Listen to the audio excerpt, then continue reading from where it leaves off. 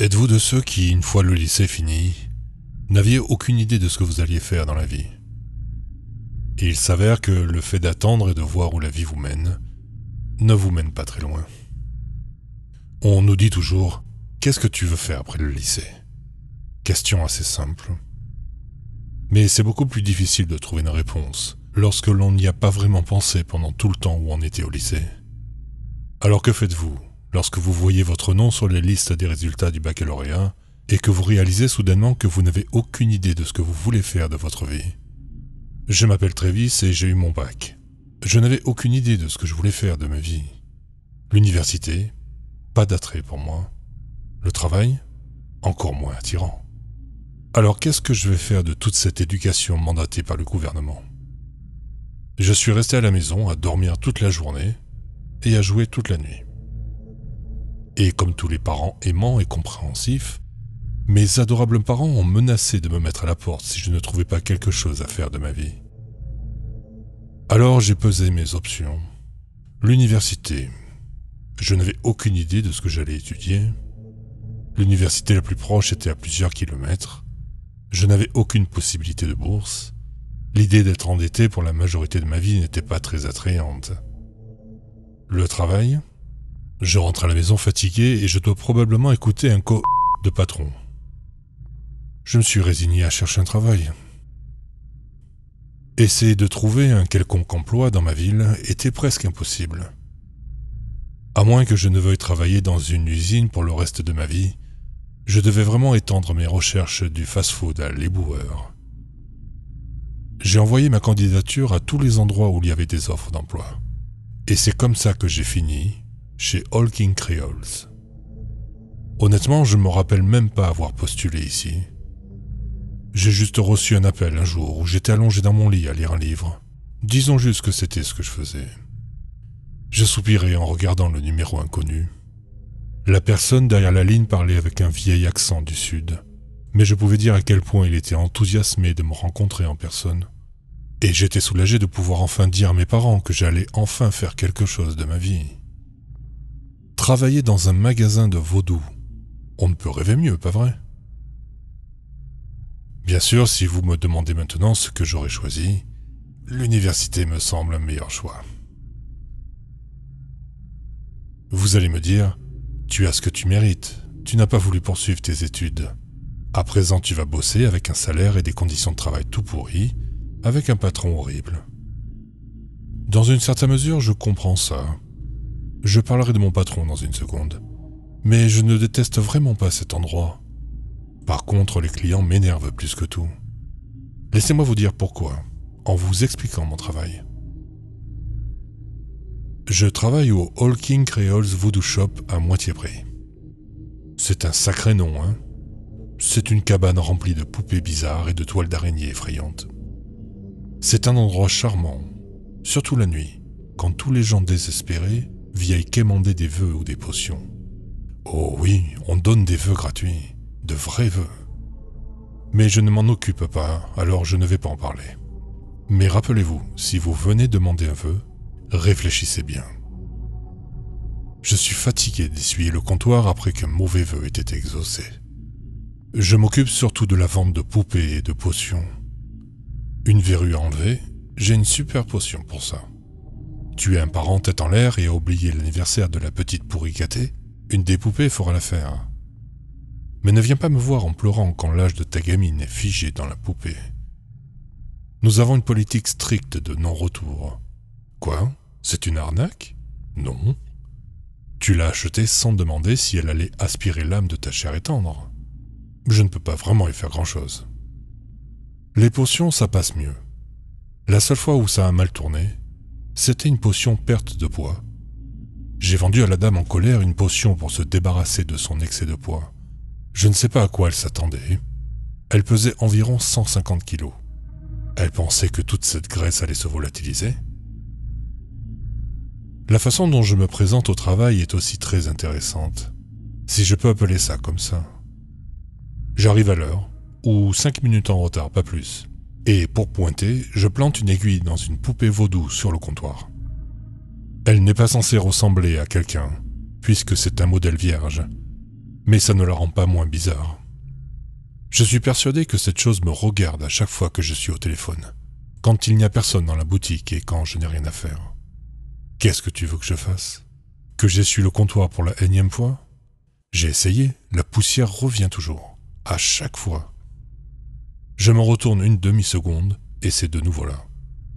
J'en suis arrivé au point où je le laisse dans cet état et je dessine dessus. Quoi d'autre? Ah oui, nous avons un sous-sol dans lequel je ne suis jamais autorisé à aller. Mon patron a insisté que je ne devais en aucun cas descendre. De toute façon, je n'ai pas envie d'y aller en bas. Entre les coups et les pleurs que j'entends... Ouais, je te vois là me juger. Ben vas-y en bas si tu es si malin. Je ne suis que le vendeur. Si on me dit de ne pas descendre dans le sous-sol des meurtres, je n'y vais pas. Qu'est-ce qui se passe d'autre? Eh bien, l'endroit semble s'auto-approvisionner de stock. Donc c'est plutôt cool. Parfois, cet endroit peut devenir si ennuyeux quand personne n'est là, que j'aimerais pouvoir réapprovisionner les étagères ou les potions. Mais bon, je suis payé pour m'asseoir derrière le comptoir et noter les choses que les gens achètent. C'est aussi simple que ça. Je travaille ici depuis environ 2 mois et j'ai l'impression d'être là depuis des décennies. J'ai l'impression que chacune de mes journées en vaut 3. Bon, je vais arrêter de me plaindre et parler de mon patron. Si vous avez deviné que son nom est King Creole, alors bingo, félicitations, vous avez prêté attention à mes divagations stupides. King Creole qu'on va raccourcir en Casey. Il est bizarre. C'est un homme d'1m80 avec des cheveux ébouriffés noirs et des yeux en forme de bouton. Tu as déjà vu le film d'animation Coraline? On s'y rapproche, bien qu'il ait l'air encore plus crépi parce qu'il est réel. Et sa bouche est cousue. Pareil pour sa gorge et son cou, comme s'il avait des points de suture tout autour du cou. Parfois, quand il tourne la tête trop vite, on peut voir qu'elle vacille et que ses points de suture sont sur le point de sauter. C'est dégoûtant. Il est plutôt cool tout compte fait, bien qu'il n'ait définitivement aucun concept d'espace personnel. Lorsque je suis venu au travail pour mon premier jour, il est sorti de Dieu sait où, a attrapé ma main et a mis son visage à une bonne dizaine de centimètres du mien. Une chose qui frappe chez Casey, à part les points de suture et les yeux en bouton, c'est qu'il est très pâle. Casey est aussi pâle que la craie blanche, comme si c'était irréel. Quand je l'ai rencontré, j'ai pensé qu'il portait de la peinture ou un truc du genre. Mais non, c'est sa peau. Enfin, je pense. Si tu le regardes assez longtemps, tu peux voir sa peau se craqueler, comme un cadavre blanchi par le soleil ou quelque chose comme ça. Je ne sais pas, tout compte fait, ce n'est pas un si mauvais patron. Il paye bien. Je suis payé $20 de l'heure pour m'asseoir ici et encaisser un client occasionnel. Vous avez un souhait? Désolé, c'est Casey qu'il faut voir.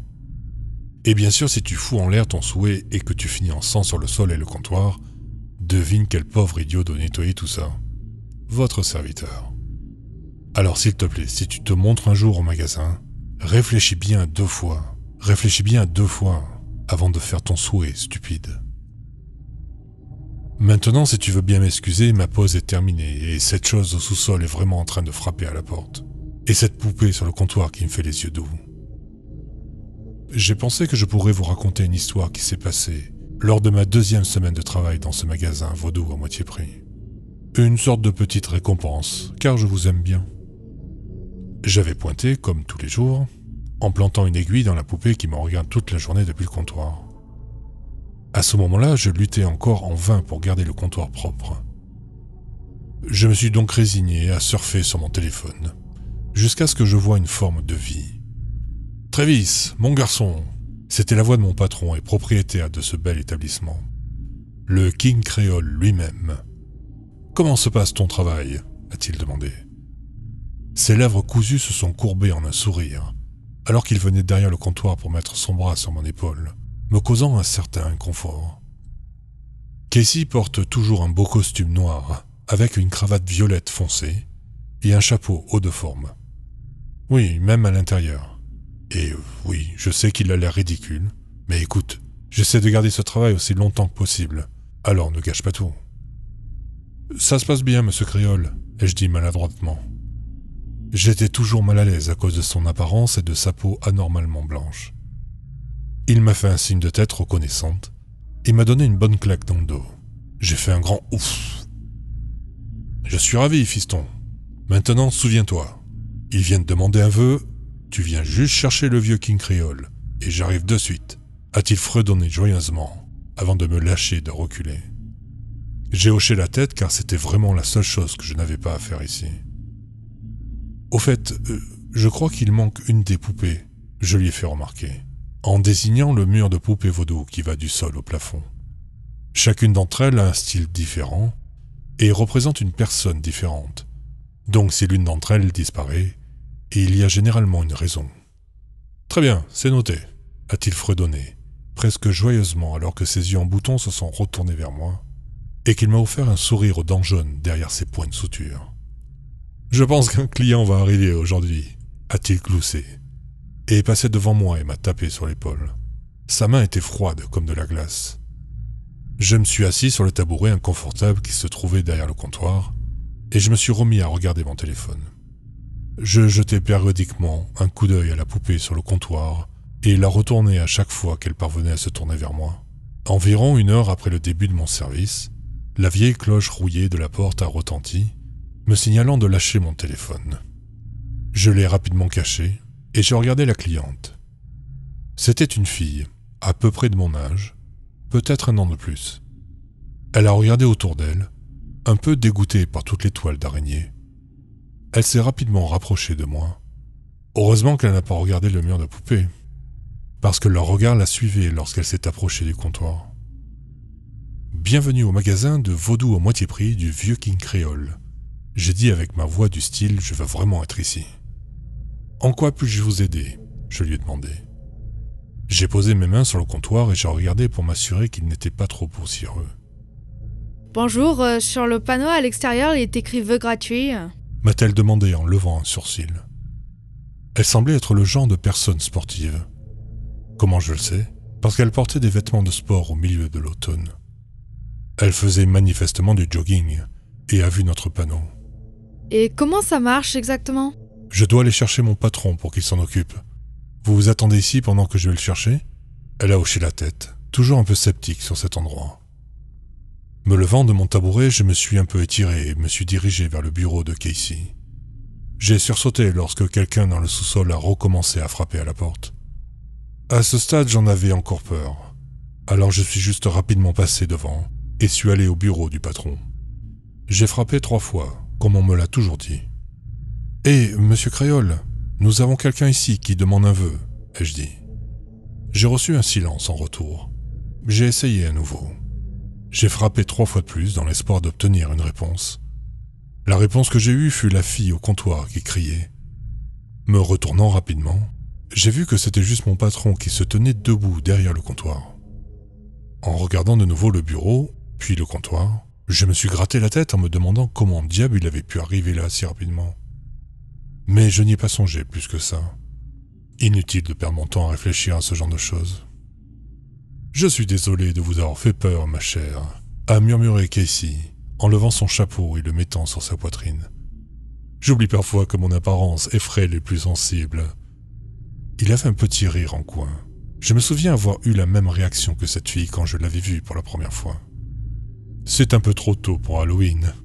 La fille a fait la moue, reculant de lui, et je peux l'imaginer repensant sérieusement à l'idée de venir ici.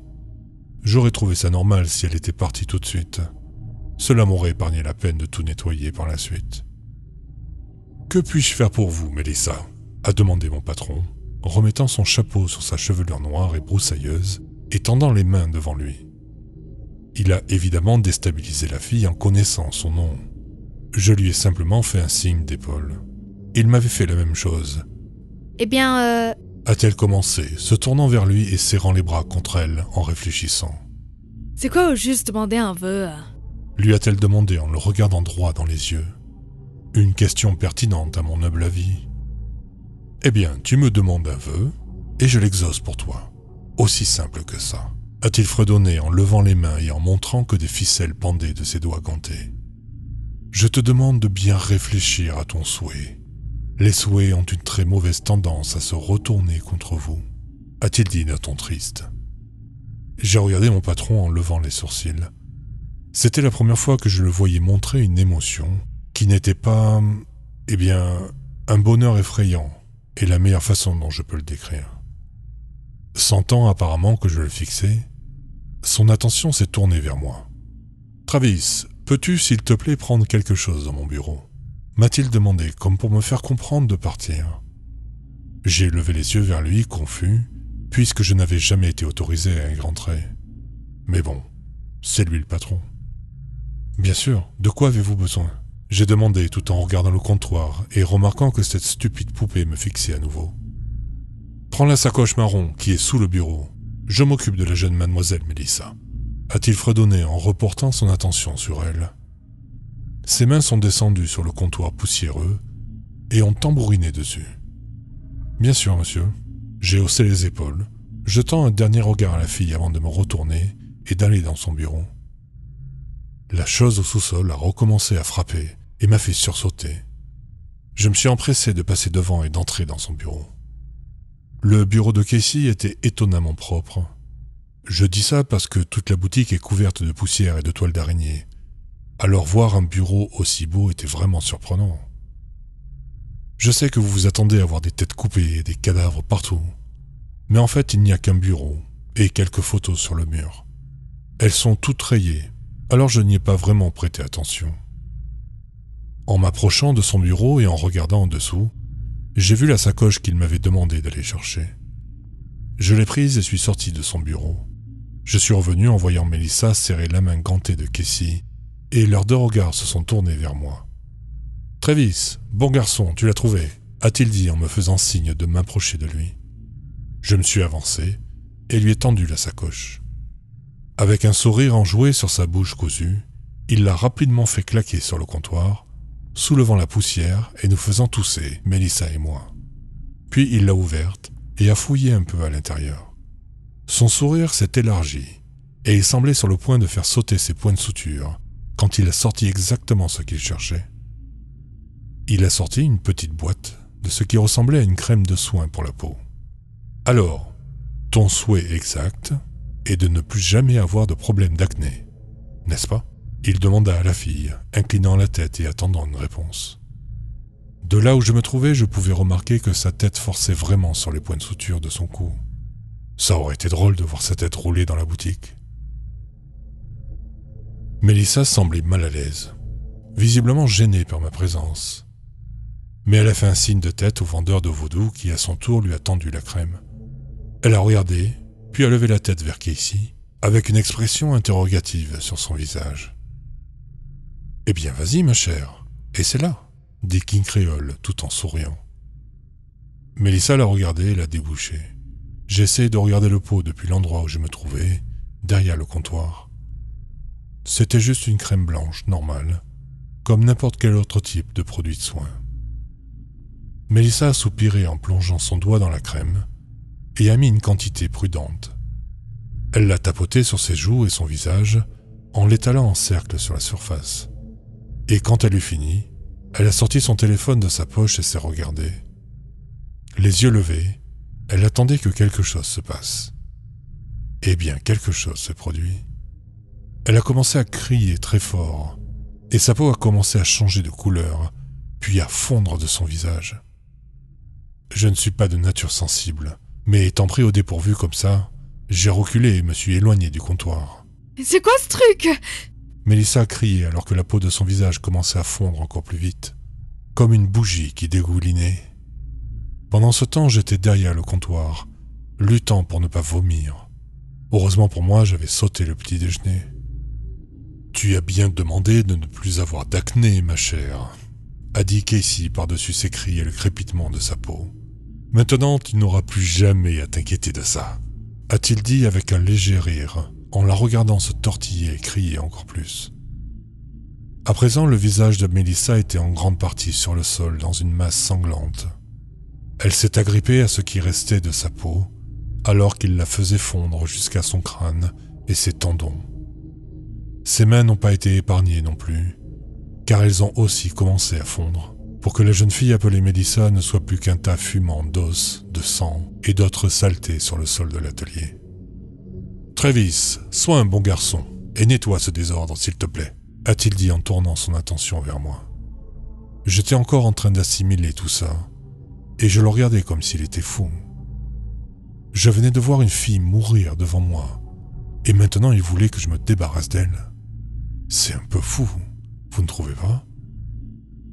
J'ai commencé à balbutier, me tenant l'estomac et frissonnant un peu à ce que je venais de voir. Mais mon regard s'est tourné lorsqu'il m'a saisi par l'épaule et m'a fixé dans les yeux avec ses yeux en bouton. « Sois un bon garçon et nettoie tout ça. Mets le tas d'os dans un sac poubelle et jette-le à la cave, » m'a-t-il dit, levant rapidement le doigt quand j'ai essayé de lui rappeler que je n'avais pas le droit d'aller au sous-sol. « J'y vais en premier en bas, alors ne t'inquiète pas, » a-t-il dit.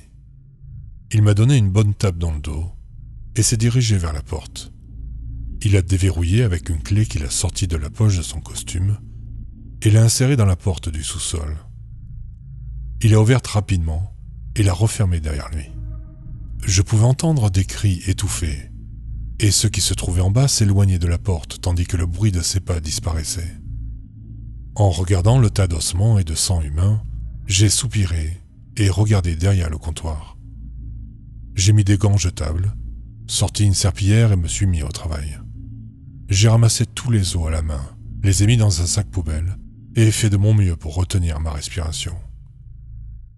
Je ne savais pas s'il voulait que les organes y soient aussi, alors je les ai juste ramassés rapidement et les ai mis dans le sac. J'ai eu des hauts le cœur quand j'ai finalement fini. Par la suite, j'ai fait de mon mieux pour éponger les restes. Le résultat était satisfaisant et il n'y avait plus de traces. Puis j'ai pris le sac et suis allé vers la porte du sous-sol. Je l'ai regardé et j'ai avalé ma boule d'angoisse dans ma gorge avant d'ouvrir la porte et de regarder dans le trou noir. En regardant le sac, je l'ai attaché du mieux que j'ai pu et l'ai jeté en bas. J'ai refermé la porte et j'ai poussé un gros soupir en gardant une main sur la porte et en regardant le sol. Un petit morceau brillant de porcelaine brisée a attiré mon attention. Je l'ai attrapé et l'ai regardé. C'était juste un morceau blanc, peut-être d'un vase ou autre. Alors je l'ai mis dans ma poche et je suis retourné à mon tabouret. J'ai sorti mon téléphone et j'ai frissonné en le faisant défiler. Mon patron est revenu après 30 minutes. Il a claqué la porte et l'a verrouillée. Il a marmonné quelque chose tout en enlevant son chapeau et en l'époussetant. En me regardant, il a retrouvé son sourire et s'est approché de moi en regardant par-dessus le comptoir pour voir mon travail. « Excellent travail, Travis !» Il m'a entouré d'un bras et m'a regardé comme un père fier lorsque son fils attrape son premier poisson. « Pourquoi ne prendrais-tu pas le reste de ta journée pour tout le mal que tu t'es donné ? Tiens, pour toi !» Puis il a fait rouler ses doigts comme s'il faisait un tour de cartes et a sorti $200. En regardant cette somme d'argent, puis en le regardant à nouveau, il aurait pu me demander de lécher le comptoir poussiéreux et je l'aurais fait. J'ai hoché la tête en lui prenant l'argent et je l'ai remercié. Récupérant tout ce que j'avais apporté, mon téléphone en fait, j'ai enlevé l'aiguille de la poupée vaudou et suis parti sans un mot de plus. Bon, ok, je sais ce que vous allez me dire. J'ai couvert la mort d'une fille et aidé à se débarrasser de son corps. Et vous avez raison, je l'ai fait. Mais pour ma défense, j'ai été bien payé pour le faire. Et il semble que tout le monde pensait qu'elle avait quitté la région. La police n'est jamais venue au magasin, et elle ne le faisait jamais quand un souhait tournait mal. Alors ne commencez pas à me faire des leçons. Ce n'est pas comme si j'étais celui qui disait aux gens de faire des vœux sans y réfléchir. Donc si jamais tu te retrouves dans ce magasin, réfléchis bien à tes souhaits, d'accord ? Maintenant je dois me remettre au travail. Un client vient d'entrer. Que ferais-tu si tu étais retenu au travail, comme sous la menace d'une arme, et qu'un drogué te sommait de lui donner tout l'argent de la caisse ? Tu lèverais les mains en l'air, ou tu essaierais d'être un héros et de te battre avec une batte ou un pistolet caché sous le comptoir ? J'ai toujours pensé que je donnerais simplement la caisse au type, et que je garderais les mains en l'air pendant qu'il partirait avec, jusqu'à ce que je me fasse braquer, non pas une, mais 2 fois dans la même semaine. La première fois, j'étais arrivé au travail à l'heure, Je regardais autour de moi pour m'assurer que Casey ne se cachait pas dans un coin du magasin dont je ne connaissais même pas l'existence. Satisfait que mon patron n'allait pas me faire peur, je me suis dirigé vers le comptoir et j'ai planté mon aiguille dans la poupée. Je me suis assis sur mon tabouret et j'ai soupiré en commençant mon travail, qui consistait à me tapoter les doigts sur le comptoir. Normalement, je vois au maximum 4 ou 5 clients pendant toute une journée. La plupart veulent un vœu, à mon grand dam, et peut-être un ou deux veulent une potion. C'est une procédure simple. Tu demandes la potion et je t'encaisse. Aussi simple que ça. Je n'ai pas à nettoyer quoi que ce soit et je n'ai pas à aider à se débarrasser d'un corps. Mais malheureusement pour moi, peu de gens veulent une potion. Ils préfèrent essayer et souhaiter quelque chose. Alors quand un type est arrivé avec un bonnet et un sweat à capuche, j'étais plus que prêt à parier qu'il allait demander un souhait. J'ai à peine ouvert la bouche pour lui parler qu'un pistolet a été pointé devant mon visage. Par réflexe, j'ai levé lentement les mains. « Doucement », j'ai dit d'une voix grinçante et surprise. « N'essaie pas de dire que tu n'aurais pas réagi de la même façon. »« Tais-toi, il n'y a que toi ici ?» a demandé le type, regardant partout tel un paranoïaque. Il était manifestement sous l'emprise de quelque chose. Il devait l'être, pour essayer de cambrioler un endroit qui semblait abandonné 90% du temps. Je pense que mon patron est ici. Et cette chose au sous-sol, mais je suis presque sûr qu'elle ne veut pas sortir. En pointant ma tête vers la porte fermée du sous-sol. Le gars, visiblement peu amusé, a poussé le pistolet plus près de mon visage. « Fais venir ton patron ici avant que je te fasse sauter la cervelle sur tous les murs. » a-t-il menacé en armant le revolver. « Ok, calme-toi mec. » ai-je dit en levant les mains plus haut tout en reculant et me dirigeant vers le bureau du patron. Heureusement que le gars était si occupé à se concentrer sur moi. Parce que croyez-moi quand je dis que les poupées sur le mur derrière lui avaient l'air de vouloir sauter sur lui et le mettre en pièces. En arrivant au bureau de Casey, j'ai rapidement frappé à la porte. Je me suis retourné vers le gars qui fixait la poupée du comptoir. J'imagine qu'elle avait le même regard que celui qu'elle me lance quand je me détends sur mon téléphone. « Travis, qu'est-ce que tu veux ?»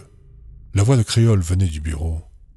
La porte s'est ouverte, il m'a regardé, puis a regardé le type qui tenait son pistolet. Son sourire s'est un peu baissé, mais il n'a pas faibli. Au lieu de cela, il a hoché la tête en connaissance de cause et est sorti. Il a arrangé sa cravate violette foncée et s'est dirigé vers le comptoir, moi à côté de lui.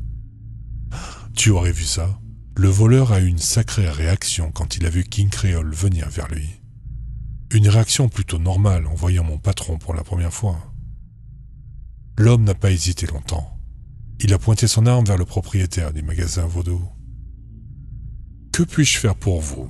a demandé Créole. Les mains jointes, il a regardé le voleur. Pas un soupçon d'inquiétude sur son visage blanc comme neige. « Ouvre la caisse et le coffre !» a dit le voleur rapidement tout en regardant la porte. « Eh bien, je n'ai pas de coffre-fort, mais si c'est la caisse que vous voulez, Travis sera plus que disposé à l'ouvrir pour vous. Pas vrai, Travis ? Mon garçon !» m'a-t-il demandé en me donnant une bonne claque dans le dos et me faisant trébucher en avant. Le voleur a failli me tirer dessus sur le coup. Mes mains étaient toujours en l'air et je regardais Créole comme s'il m'envoyait à l'abattoir. S'il voulait se faire voler, je ne pouvais pas l'en empêcher. Je suis retourné derrière le comptoir et j'ai ouvert la caisse. Et un seul regard m'a dit qu'elle était plus remplie que d'habitude. Je peux le dire avec certitude car quand je l'ai ouverte, des billets ont été projetés en l'air. Mes yeux étaient aussi grands que ceux du voleur. Il m'a rapidement écarté et a commencé à remplir les poches de son sweat et de son pantalon avec l'argent de la caisse. « Alors, Kevin » a commencé King Creole, sur un ton que je savais synonyme d'ennui. Celui qui est utilisé pour persuader quelqu'un de faire un souhait. J'ai commencé à m'éloigner instinctivement de lui, alors qu'il continuait à mettre des billets dans ses poches. Il a levé les yeux, visiblement confus quant à la façon dont l'homme vaudou connaissait son nom. « Comment diable connais-tu mon nom ?» a demandé le voleur, qui je suppose s'appelait Kevin, en pointant son arme sur Casey, qui n'a pas bronché en s'approchant de lui. Le voleur était visiblement effrayé, l'arme tremblante dans sa main. « Ta maman ne t'a jamais appris que voler est très mal ?» s'est moqué Créole en levant un doigt et en le secouant devant Kevin. Ce dernier a frissonné et a commencé à transpirer en reculant loin de l'homme. « Et personne ne t'a jamais dit de ne pas jouer avec des armes à feu ?» Kevin m'a regardé, les yeux écarquillés de peur, alors qu'il pointait le revolver tremblant vers Casey. Un grand bruit retentit dans le magasin. Mes propres yeux étaient écarquillés et mes oreilles résonnaient, voyant que Kevin avait appuyé sur la gâchette en direction de mon patron.